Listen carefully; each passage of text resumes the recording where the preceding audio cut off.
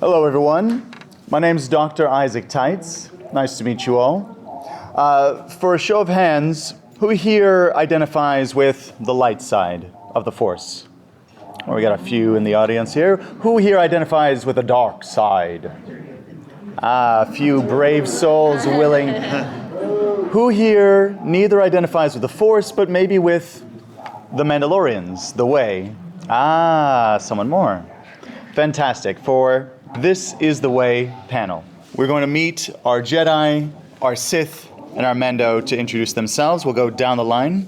Hi there. I'm Dr. Elizabeth Smith Han, as my American name. My Korean name is Han Pang Shil, and I am half Korean, considered 1.5 generation, meaning that we moved to the States in my early childhood. And my father is a disabled U.S. Army veteran. And I share this because I have a lot of perspectives when it comes to moving around a lot, meeting a lot of people of different cultural backgrounds, as well as having a lot of neurodivergent family, relatives, and myself that really impact how I understand Star Wars and understand people that I work with as a licensed clinical psychologist, as well as someone who has supervised students and helped with training and helping people work with folks who have different cultural backgrounds, so culturally and neurologically diverse people. And if you're interested in that as a growing field, as well as if you have experienced some of these things, that is why we are here, because we all have experienced how healing, geek, and fandom aspects are and how they apply in psychology and in mental health, and that's why we're here, and we are super excited to be here to talk more about that. Mm-hmm. So yay. And before we go down, could you tell us your favorite Star Wars character? Pass. All right. That's just one. First one that comes to your mind, word association. Word association for my Star mind Wars. is going to just be on recency. Mm-hmm. So that's going to be Grogu, Baby Yoda, because that was the most recent in my mind as far as character that I interacted with. Excellent choice. Yeah. Hello, everybody. My name is Benjamin Teitz. I am a registered psychological associate, psychology doctoral candidate. I'll be graduating next year. And I am the co-host of two mental health podcasts, one of which she will talk about because she's my co-host. But my other one is called My Hero Therapy, and we talk about the psychology of the My Hero Academia anime. And my favorite Star Wars character... Well, the most recent one that comes to the mind. most recent one that comes to mind... my brain just froze. So a Tauntaun. Qui-Gon Jinn. There we go. go. People don't talk about him enough. I'm Charlene McPherson. I'm a licensed clinical social worker. I've been in the field for 15 years. I run Nerd Adventure Therapy 20 in Maryland, and I run D&D therapeutic groups for adults, and I use other RPGs as well. I also do a podcast with this gentleman here called Mental Health Quest, where we go over diagnoses, we go over treatments, we go over all sorts of fun stuff. We bring on experts. We also talk about how to interview your therapist, how to find a good therapist, all that fun stuff as well on that podcast. And your favorite character is? Oh, my favorite character, Mando. Of course, man. He's daddy. Hi, everyone. I'm Dr. Kayla Joseph. I'm a queer non-binary psychologist out of the San Francisco Bay Area, and I'm also an author. I just recently co-published a book called Fandom Acts of Kindness, A Guide to Activism, Advocacy, and Doing Chaotic Good. It's available at all major retailers, Amazon, all of that. I also have a chapter out in a book that comes out a couple days from now called Soups Ain't Always Heroes is the title of that book. And favorite character, word association was Leia, but I had some time to think about it since I was at the end. So since we were talking more about the TV universe today, Mando is also the one that comes up for me. Somehow I'm, not shocked that you chose Leia. She's my favorite as well, but I'm a little bit biased and a little bit scruffy. My name is Dr. Isaac Teitz, as I introduced at the beginning. I am the head psychologist and president of All Mind Health, It's a clinical psychological corporation. We're just doing therapy for residents in California, online and in person. We work specialize with kids, as well as teenagers and adults, as well as veterans and service members and their families. So basically just kind of geeks of all ages. First, we're going to start with this geek over here, Anakin. What can we, Sith and also Jedi, speak about this duality of the Force? We're going to start with Ben and go down the line. Anakin is a victim of a system that did not allow him to express his experiences and his emotions properly. And I wholeheartedly believe that if Qui-Gon had lived and was his Jedi Master, things might have been different, because Qui-Gon, both in Legends and there was a new canon novel about him, where he was a lot more open to not just being strict into the Jedi's view of the Force. He was very mindful about just, okay, yes, we're angry, and that's also part of life. It's not inherently the dark side. It's only when you pursue it that it's the dark side.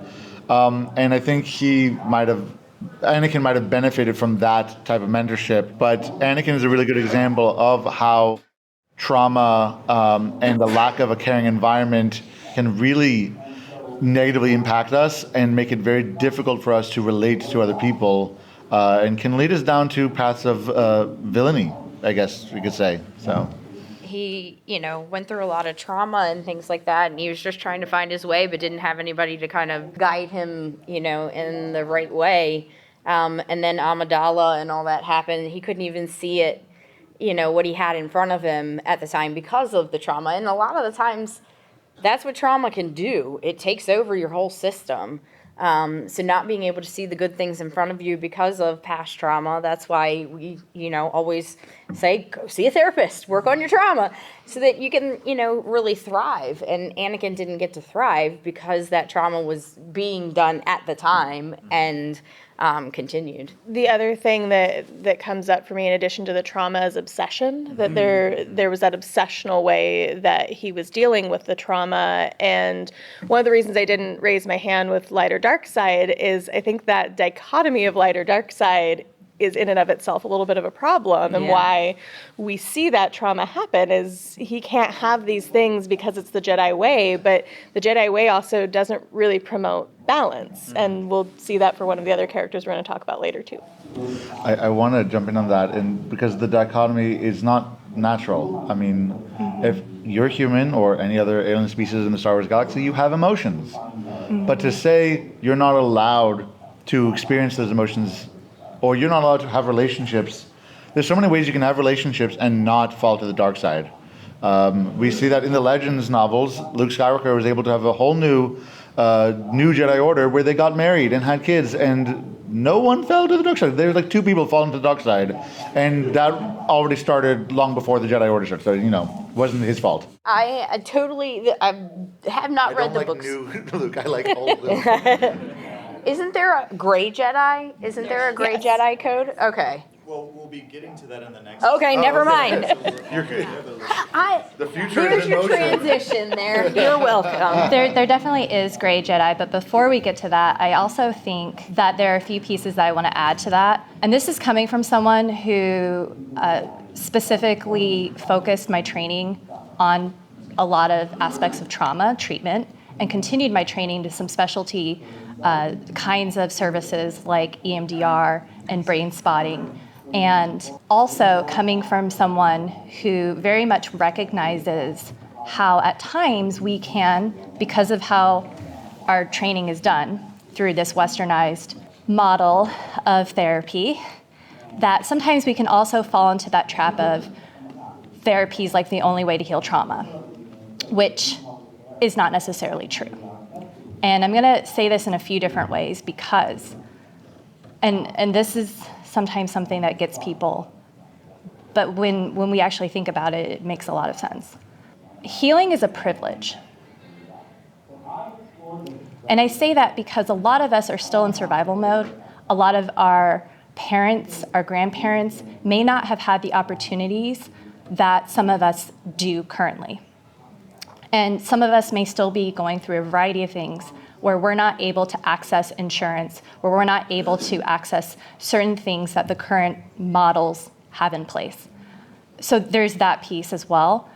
But also acknowledging that ancestrally, there have been a variety of treatments and ways of healing that have been around for generations that are also accessible for people that are not necessarily this individualized, you have to be alone in a room with someone, or, and hopefully some people are also finding groups and communities where more healing can be done, because not everyone is intended to heal in solitude.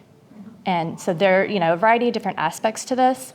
And so when we look at Anakin and we look at some of the ways in which different things could have been processed for him and supported, but also acknowledging that when it comes to trauma, it's not just the event or events that we have experienced chronically throughout our lives, but also what kind of supports and how did other people respond to that, and what kind of support did we have around that? What kind of story and meaning making did we have of those experiences?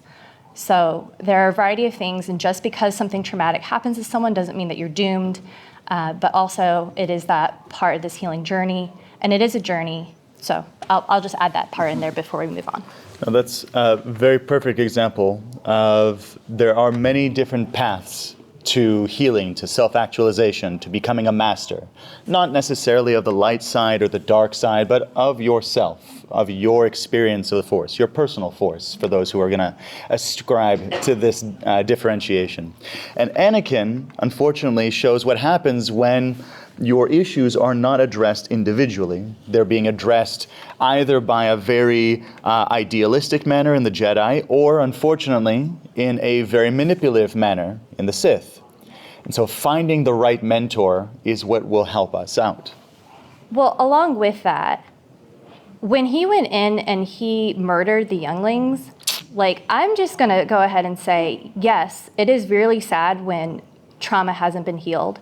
And yes, we are also responsible for our healing and not taking that out on others. So yes, a lot of times there's these terms like triggered, like this person triggered me. But also, what is a trigger? And if we're thinking about like a trigger on a weapon, well, who's responsible for that? And this is where self-control and things also play a part.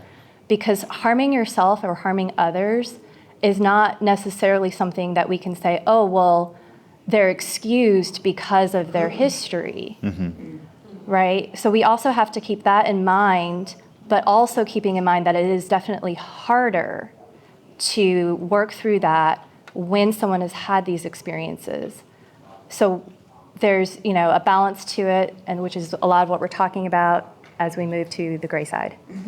Perfect segue. Yes, you have to find that kind of midway point. So for those of us who will actually go between the pure logic or pure emotion, how does Ahsoka or the Grey Jedi embody this mindful path? I don't know a lot about the Grey Jedi, so I'm like, it's actually something I'm really interested to hear everybody else talk about. But I think it's, in theory, that's what we need is balance. We just did the Korra thing, and being balanced. Sometimes you do need to be angry. Sometimes you do need to sit down and follow, the Force. So I want to hear what everybody else has to say. Well, bouncing off of that piece around personal responsibility, we were talking about how the Jedi fail Anakin. The Jedi also really fail Ahsoka. And there's an opportunity for her to go back. And she makes a choice not to, and she makes a choice to follow this gray path. And so, thinking about that duality, there's a choice in where people go. And so often Star Wars has focused on light side or dark side being that choice, and Ahsoka shows us, well, there's other choices. It does not have to be these extremes. Well, with regards to the Grey Jedi and the Sith and the Jedi, it's a very good representation of something in dialectical behavioral therapy called the logical mind, the emotional mind, and the wise mind. And as it is portrays, the Jedi, you should not feel emotions. You should think things rationally. That's the logical mind. The Sith are, feel all the feelings. Let the hate flow through you. That's the emotional mind. And the Grey Jedi are okay, well, I can acknowledge the dark while still striving towards the light. I know that I have darkness in me, but I also have light. And the wise mind in dialectical behavioral therapy is exactly that. It's, okay, I'm recognizing that I'm feeling this emotion, and I also still would like to be a little bit more logical in my problem solving. So I think here we see Ahsoka does that, and then I'm going to keep going back to Legends novels. I'm sorry. I love them so much, far more than the sequels to yours. But because exactly as Kayla said, it's all about choice.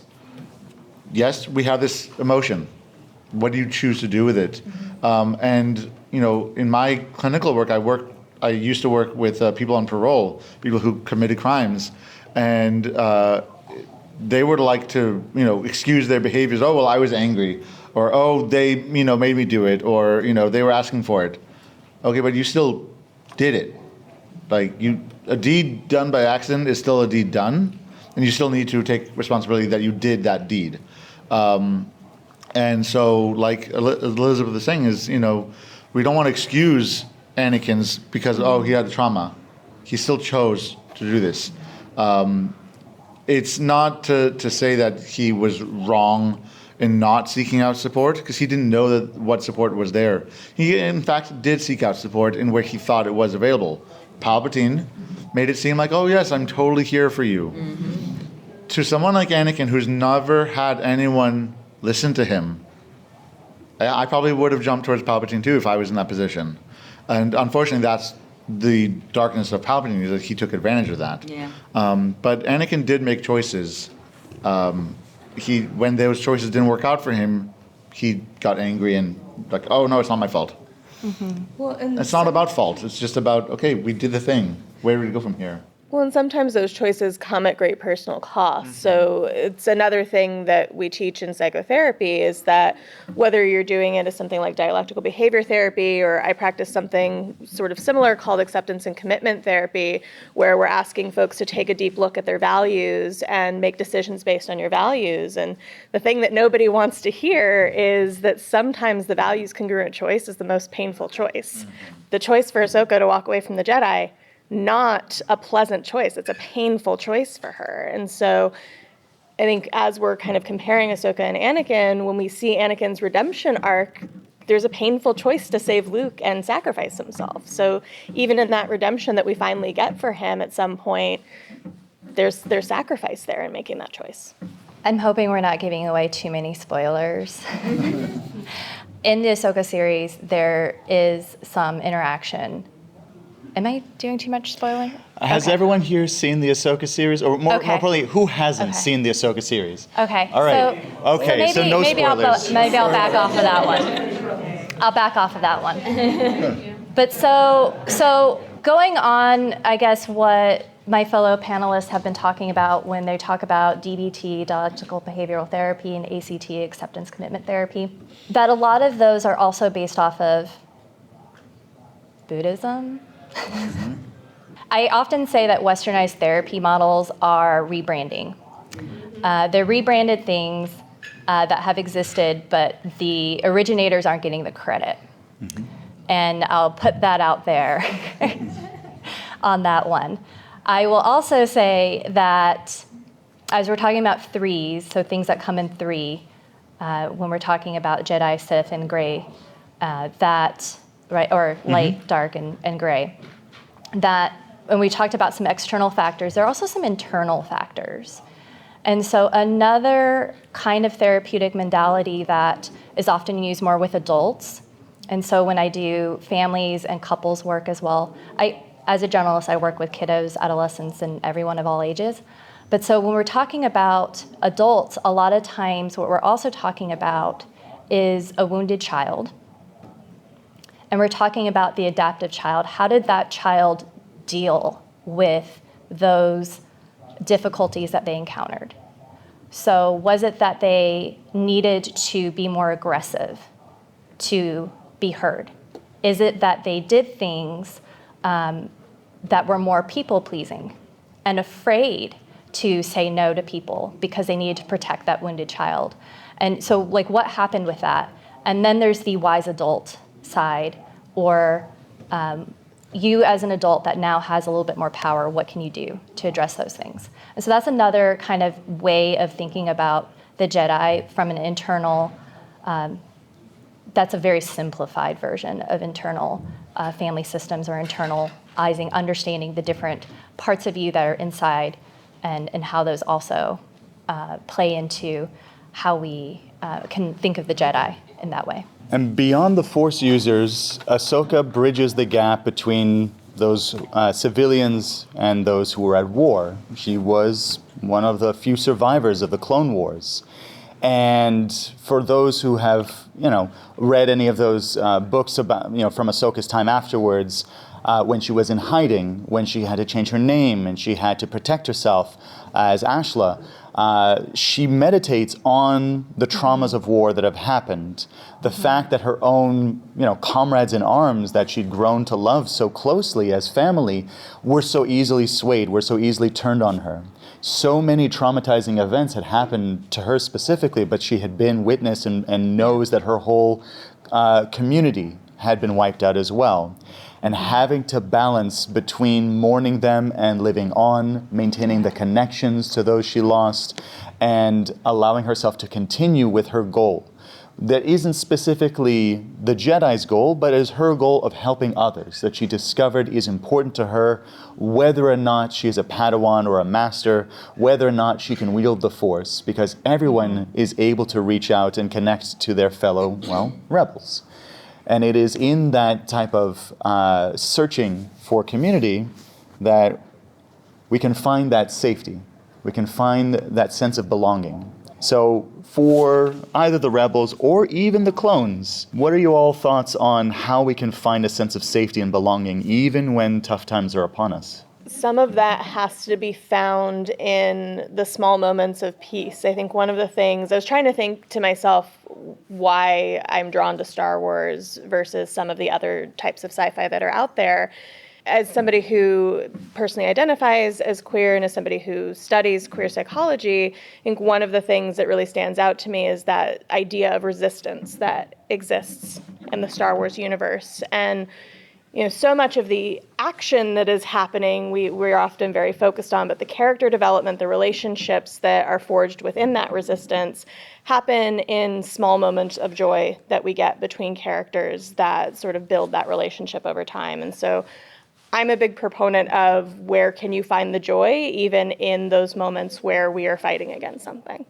Yeah, and the one thing that I always do as a therapist, because I'm a social worker, is one of the main things we start with is finding your support system. And you do that through finding a community, through finding belonging and things like that. Everyone, no matter whether you say you do or not, everyone wants to belong to something. And so usually, I'll start individual therapy and things like that, but that's why I also started the D&D therapy, because people wanted to be part of a community, and the D&D community is pretty awesome as far as I'm concerned. And I feel like that's reflected in Mando too, right? He was found as a foundling, and then was taken in and raised a certain way and all that different kind of stuff. And he really, really values that. And it basically made him who he was and, helped him deal with when he found Grogu. So I think, it's really important. I want to follow up with Mando because the whole concept of the foundling, it's similar but different than how the Jedi, were taking children. Yes, some of the foundlings were children, but then there are also adult foundlings that can choose, I want to join the Mandalorian. That's even shown in Legends as well. I'm sorry, going back to Legends. But pure adults who have lived their whole lives in another culture decide, you know what, I really value the Mandalorian way. I want to be a Mandalorian, and they can do that. And so here, that community that might on the outside seem very strict or seem very isolated is actually the most open and the most accepting, because the way is for everybody to find their own way. You're doing this because that's your inner Mandalorian way. Well, then there's nothing for anybody to say against that. the armorer in Mandalorian was like, well, you know what? It's not what other people did, but this is your path. This is the way.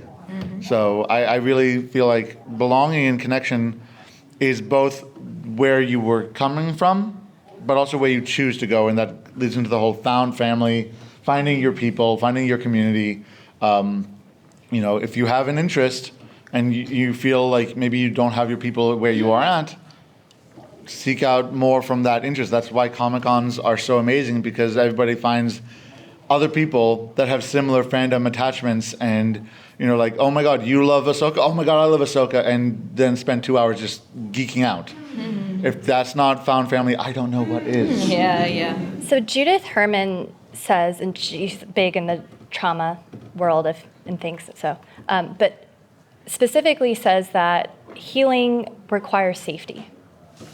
And that's a huge piece, and in so many ways. And part of that is belongingness, part of that is acceptance, and understanding where in your body do you feel safe, right? Because if you understand trauma as your central nervous system being overwhelmed, and that can happen in a variety of different experiences throughout your life, especially the more marginalized identities someone holds, the more likely someone is going to experience that.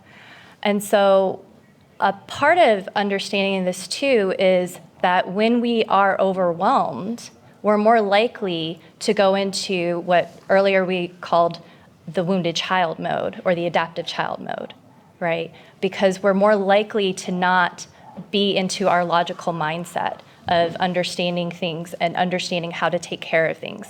And part of that is also that self-care and maintenance piece to keep ourselves from experiencing as much distress as possible and to fortify ourselves from experiencing that, because what might be a few levels of distress could put us over the edge sometimes to where we're not our best selves, to where we might make decisions, say things, or do things that are more hurtful that we don't really want to necessarily do. And so there are also those aspects that we also want to pay attention to when we're considering that. Similarly, the embodied nature of finding a sense of safety, granted you can find it outside of yourself, with your community, with your family, but also within yourself. For those of us who either are, seeking a therapist or in the future want to advise a friend or a family member, kind of an Anakin figure, in getting their therapy, there is a methodology that may be of assistance to them that can allow them to feel a sense of safety. You could get something called internal family systems. In general, you don't need to practice this right now, but the idea is to connect with that part of yourself that has given you that trouble, that is kind of giving you that kind of dark side, telling you to do it, the difficult things. Well, not the difficult thing, maybe the easy things, but the part that is kind of making things tough for you, that you're kind of saying no to in response. Yeah. And so you connect to that part, you engage with it, you can figure out what is it that it's trying to tell you, what is it that it's trying to do for you, and then come to terms with it, come to an acceptance with it. And you will feel a shift in your body, or your friend will feel a shift in their body.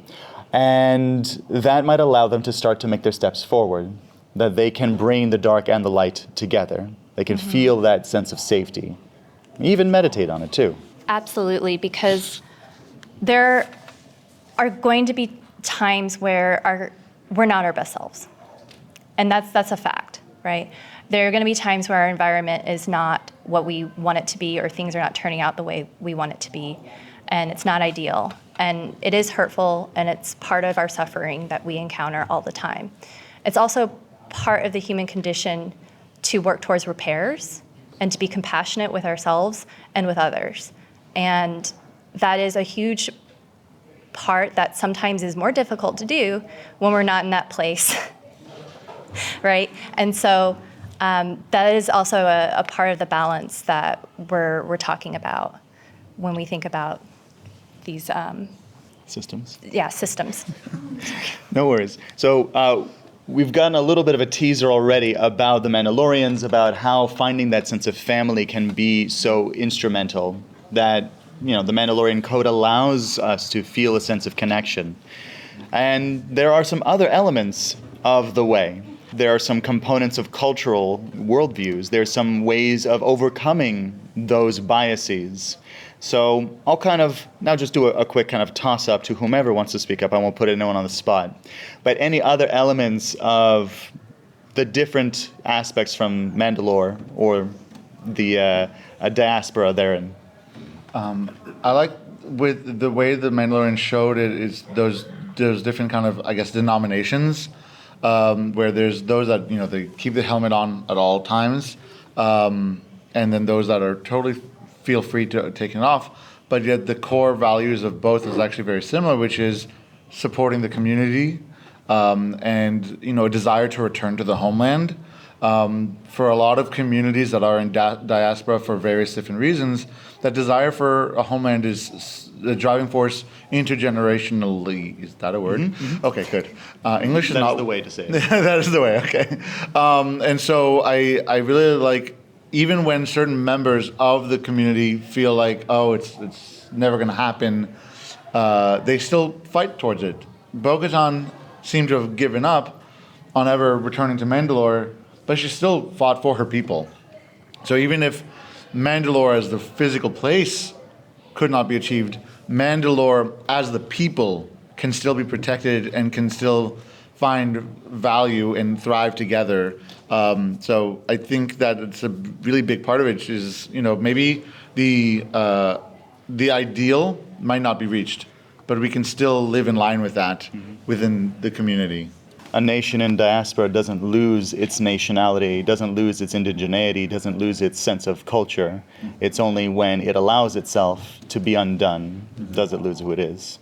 Some people worry it is the trappings, the clothes, the helmets that we wear that make us Mandalorian, but not necessarily so. If you're Mandalorian here, then you're Mandalorian enough.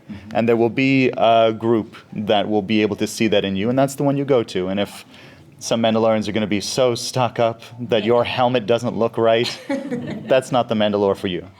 Yeah, and that's the part I loved about the whole Bo-Katan thing, was her being accepted into the community, even though she was not part of the way really because she wasn't keeping her helmet on and stuff, but like just seeing how accepting they were of her heart, and I think the armor actually is like, no, your heart's in the right place, that's why you can be here, right? So that was just a really powerful moment for me, was just that acceptance of someone who may feel like they're on the outside of a specific group, then being brought in and being like, no, like, come on, we'll take you. Similarly, it's those actions, it's the deeds that allows you to see what's that heart. Right. So Bo-Katan, by saving Paz Vizsla's child. Yep. Do you remember what the kid's name was? It was like Mini Vizsla? Anyways. But it's the actions. That's what shows, who you are to the community. If someone, what's the name of the droid there? It's not IG-88, is it? IG-11? IG-11? IG, number sign. So it was the actions of this droid that allowed Mando to overcome his droidism. Allowed him to recognize that, okay, like, this actually can work with my culture. I don't need to completely abhor this whole section of sentience just because they happen to hurt my family. Literally destroyed his whole home and killed his parents. And he had to hide from that. But because he recognized that one droid does not represent the others, and the actions of one droid can show you who they really are, allowed him to even come back and try to revive the droid. Spoilers, I apologize. You'll get to watch the rest of it if you wish. I think another part, and I'm so glad that you went into part of that too, is the idea of being enough for a certain group. And when we're talking about being adopted into a family or into a group, how in touch are you with your culture and various cultures and various identities that may be emerging at different times in your life? And we have the time, so I'm going to just encourage us to consider and mull over that one as it's represented in here. And then, Yes, actually, perfect segue because those of us who are not always feeling like in our own culture, neurotypically, who feels like we're just not quite adulting enough or humaning enough. Exactly. We're here. It's kind of a sampling bias. So how do we different species of sentience seem to kind of find our sense of belonging even when we're different?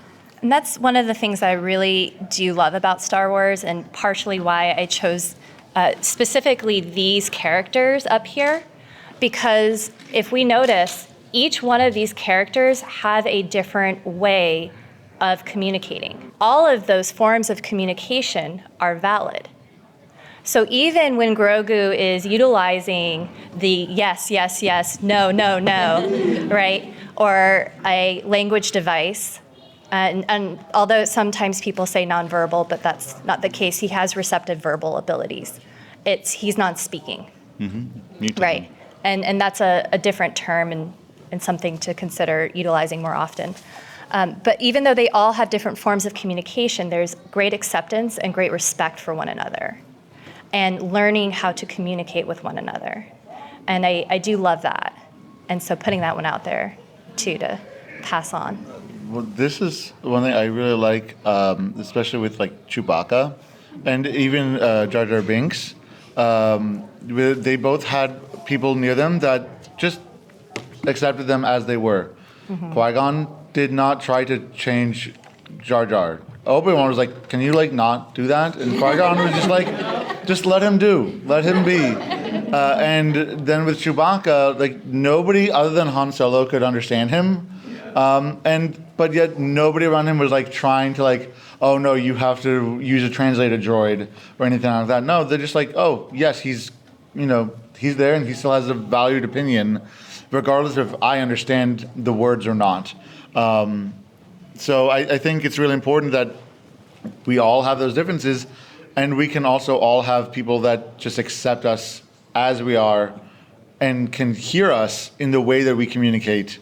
Whether it be verbal or otherwise, or growling, I don't know. The biggest part that I find, well, I straight up have ADHD, if you can't tell already. Actually learning how to work with your brain instead of against it. That's the thing that I find that my clients had the most difficulty with. I was diagnosed when I was 35, so half my life's already over. Thank you. College would have been way easier if I knew this was going on.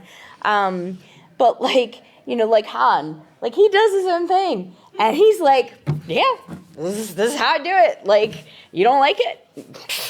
There's the door, or I'll shoot you, either one.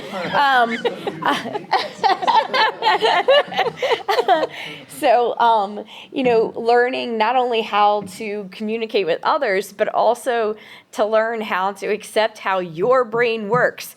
I procrastinate like all get out, but that's how my brain works. I need a deadline. That's just how it works, and I always get it done, and it's always good work, right? So, it's learning how to also accept yourself on the inside, not just, how you present on the outside. Well, and I think there's something really beautiful about these characters that don't quite fit in the same way that some of the other characters do around communication. I think there's a parallel with neurodivergence there, and also, again, a parallel with queer communities where, as we were talking about diaspora, when I think of my salient identities that I think of are not identities related to my biofamily at all and my community of origin at all. They're the found families, the misfit groups that I've become a part of and been welcomed into. And I think that there's lots of just really cool examples of that in the Star Wars universe. Even just walking into the cantina in the first film and seeing the diversity of the galaxy. We haven't really until the TV show started to get more into all those different cultures in a really deep way. But from the very first film, we start to see that. Mm-hmm. And beyond just diverse from your neurotype, but there are those of us that lose our sense of connection with others through our life experiences. Those who have been through traumatic events, one of the symptoms of trauma is feeling estranged from others.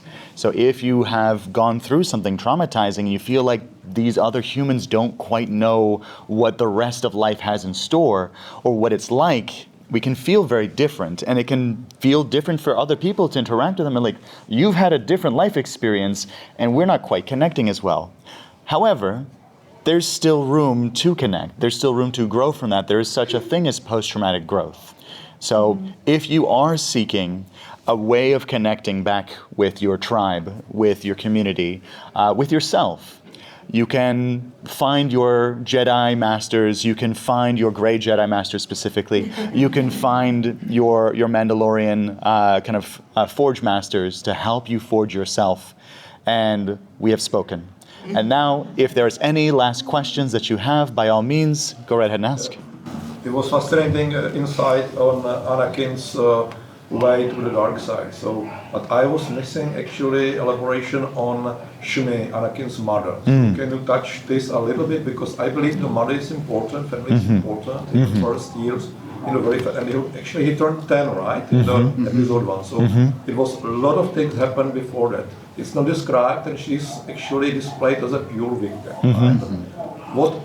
How could she have contributed to his development? So repeat the question. So if I'm understanding it correctly, you want us to elaborate a bit about the role that Anakin's mother, Shmi Skywalker, played in the eventual fall to the dark side?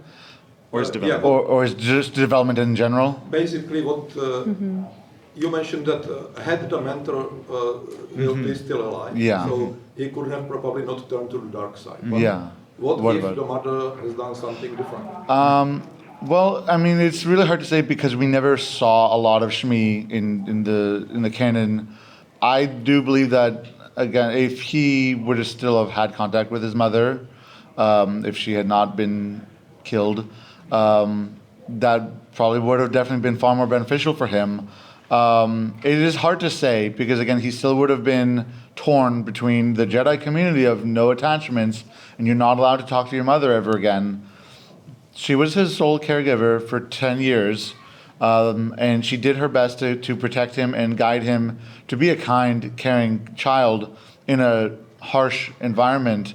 So I think the good in him that is there, his desire to help the underdog, came from Shmi. And I think it's really hard to say, but I believe that she gave him that light. Well, and one of the things we talk about in psychology is the biopsychosocial model. So we've talked, that's a little kind of the bio and a little bit the psycho and social, but there's a social aspect of this that is also the context of what's happening in the galaxy. And his mother has to make an impossible choice to, let him go on this journey and be trained and leads to what it leads to. I don't think that that's necessarily her making a mistake. There's a lot of history in psychology of blaming mothers. And I think about your mother. We really don't want to do that up here. I don't think it's that she does something incorrectly. It's that the situation around them is impossible and is going to lead to a lot of those things regardless of her decisions. I also think it's important to keep in mind that his mom was a slave. Thank you. I was going to say that. Not to sit there and put a lot on her as a mother, but also to keep in mind that was not a trauma-free environment. Yes. And so we also recognize that, and that, yes, in the galaxy there's a lot of war going on. Also, one thing that they do note is that they typically don't take people into the training at age 10. They typically take them when they're much, much younger. And so there are different aspects of that as well, that when we look at early childhood development, there's different pieces to it. And it's not that, this person experienced trauma because it directly came from their mom, but also what was the neighborhood, what was the community like, what, also in the time period, what kinds of wars and different things were going on. Exactly, brilliantly said. Obviously, when the parent is free and is well and is healthy, we can raise a healthy child, raise a healthy Jedi or Mando. So by all means, seek out health for yourself and health for your loved ones. And how can we seek us out if they need additional help? We'll go down the line again. Where can they find you, online or? Oh, yeah, I don't really have a professional presence online. I just have a personal Instagram. It's Lizzie, Lizzy, N as in Nancy, S as in Sam. And I do have a link tree available, especially for people who are interested in finding an Asian psychologist, because there are so few of us. So far. Yeah, hopefully more. My name is, again, Benjamin Tights, and you can find me through my 2 podcasts, Mental Health Quest, that I do with Charlene, on Facebook and Twitter at MHQ Podcast, and then my other podcast, My Hero Therapy, on all the socials at My Hero Therapy. Again, I'm Charlene McPherson, LCSWC. I live in Maryland. I'm licensed in Maryland. You can find me at Nat20 Therapy all over the internet. It's the website, Twitter doesn't exist anymore, but all the socials and everything, and of course the Mental Health Quest podcast. And Kayla Joseph, I have a social with my co-author Tanya Cook. It's Always Keep Nerd Fighting or AK Nerd Fighting on Twitter. And also, if you're on LinkedIn, you can find me on LinkedIn just under my name, Kayla Joseph. And once again, I'm Dr. Isaac Tights. You can find me online through all the socials at All Mind Health, as well as our website, allmindhealth.com. And feel free to come up and take some stress ball, squishy brains, and business cards. If you have any additional questions, you can come and chat with your mentors and Jedi Masters outside in the hallway. Thank you very much for coming. May the Force be with you.